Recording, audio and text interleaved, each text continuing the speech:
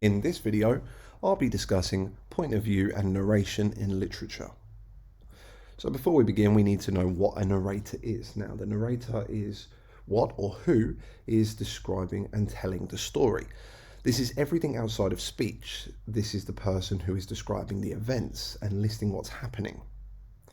Now, there are two, or at least in most stories, there are two sort of points of view a narrator can take.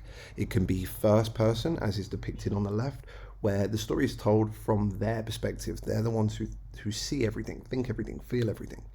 Or it can be told in third person, as is shown on the right. The story is told from outside of a character, but it might still focus on a character. So let's discuss first person, where we see the events of a story only through the eyes of a character. They are the ones telling us everything that is happening. Now, this isn't speech, it's narration. We see the world the way they see it, we see what they see, we hear what they hear, we think what they think, we feel what they feel. Expect to see lots of personal pronouns, first person pronouns in the narration itself, like I, me, my, we, and us. And I have an example from To Kill a Mockingbird here. She says, at times like these, when I thought my father, who hated guns and had never been to any wars, was the bravest man who ever lived. As we can see, it's first person. In the narration itself, this isn't speech. We have the pronoun I. And what's good about this, the main theme of the story is racism, right? And the story is told from Scout, who is a 6-year-old girl. She's the narrator. She's the one telling us everything. But what's interesting and to such a good effect here is that Scout, being 6, is obviously very naive to racism. So we get to see this sort of racist thing that's happening in the town through the perspective of someone innocent and naive. So first person is often used to that effect. Now, there are some pros and cons of first person. It gives you full access into the mind of a character, specifically their thoughts and feelings, so we know exactly what is going on. And it feels more sincere and intimate because you see it from their perspective, because they're the ones telling the story. You really feel engaged with that character. But it's also really clear all the time from whose perspective you're seeing things. You're never confused. However, it is limiting, as you can only experience what they do. They cannot be everywhere at once, and therefore the reader cannot be everywhere at once. You only see the story through one person's perspective, so that limits how you interpret events, and it possibly makes it untrustworthy. And we'll talk about that in a minute. And it might be frustrating just reading everything through the mind of a 6-year-old girl, for instance, as is the case with To Kill a Mockingbird. However, this is also a benefit. Now let's talk about reliability and trustworthiness. This is The Great Gatsby, a story written by F. Scott Fitzgerald. Now, the story is about a man called Mr. Gatsby, Jay Gatsby. He's the protagonist, and you might think that he's the narrator, but he's not. This guy, Nick Carraway, he is the narrator. He's the one telling us the story. Now, given that the story is about Mr. Gatsby, are we going to get a sense of his values and his thoughts and his beliefs when it's told from a side character's perspective? Obviously not. Added to this, Nick also gets drunk and still continues to tell us things, so that obviously clouds the reliability as well. Now, the second type is third person. So with third person narration, we're not being told the story from a character, we're being told from outside of a character. They can recount events that are unfolding around them, and there are really two types of third person point of view. There's third person limited and third person omniscient. So let's have a quick look at third person limited first. So in third person limited point of view, we are focused on a character, but we are not told the story from that character. Okay? The narrator is still an outside person looking at things, but they are focusing on one character. This is the case with Harry Potter, for instance, where we focus on Harry's journey, but it's not Harry telling us the story. We know what Harry's thinking, and we know what Harry's feeling. We know what's happening around Harry, but he's not the one telling us. And you can see from the excerpt below, something very painful was going on in Harry's mind. So we can see Harry's mind, he's not the one telling us, it's someone else telling us, but they know what's happening.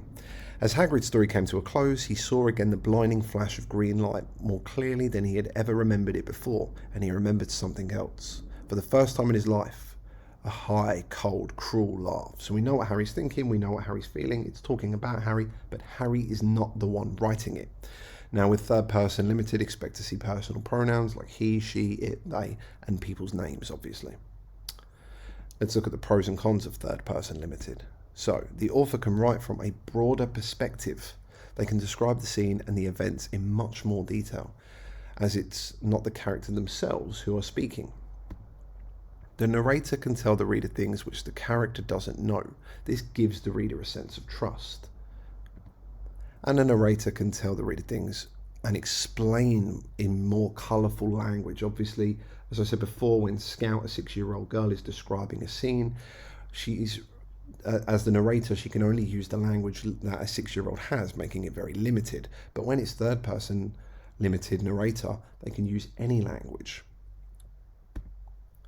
The disadvantages: third person feels more distant and less personal than first person, but still very personal to the central character, as they're the ones being focused on.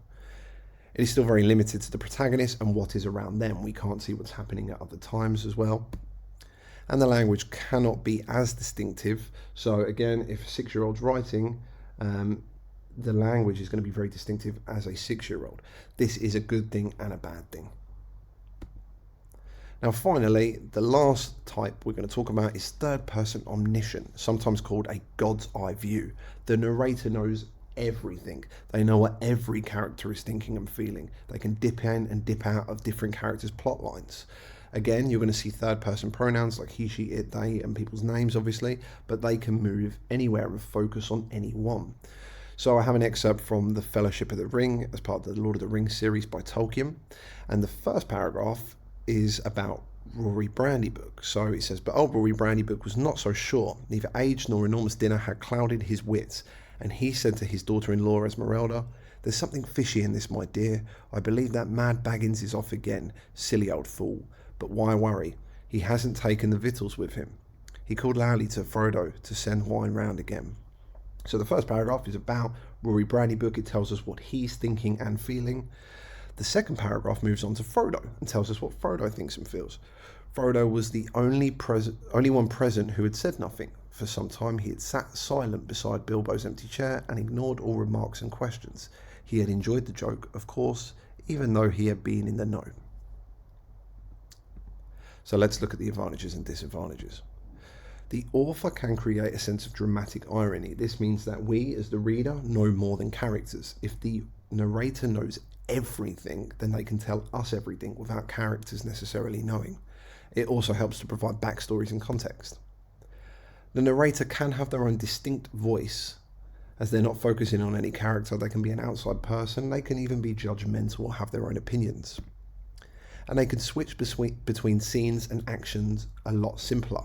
You can have multiple plot lines, as is the case with Lord of the Rings. You have sort of Frodo's plot line as he goes to Mount Doom, and then you have Aragorn and the rest of the Fellowship's plot line, and then there's Gandalf's stuff. Yeah, so you should definitely read it. However, third person feels even more distant and less personal than first person. Obviously, first person narration, they're the ones telling us the story. Third person limited, it still focuses on one character. Third person feels a lot more distant to any particular character. Jumping between characters and plots can actually be confusing at times. And being the most trustworthy, it can actually take some of the fun out of analysing the reliability, as one might do with The Great Gatsby. So these are all the three. Thank you for watching.